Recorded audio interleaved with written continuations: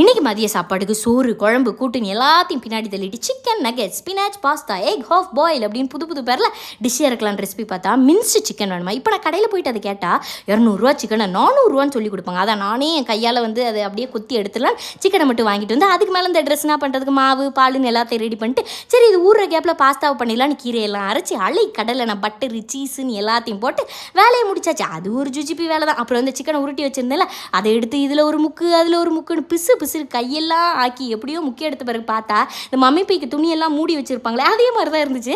திடீர்னு எனக்கு சரி கொஞ்சம் மட்டும் பொரிப்போம் கொஞ்சத்தை ஓவனில் வைக்கலான்னு இந்த சீட்டை உரிக்கலாம்னா வந்து தொலைய மாட்டேங்குது. அப்புறம் கிடைக்கிறத வச்சு எப்படியோ விரிச்சு எடுத்து உள்ளே அனுப்பிட்டு பொரிச்சதை பார்க்குறேன்.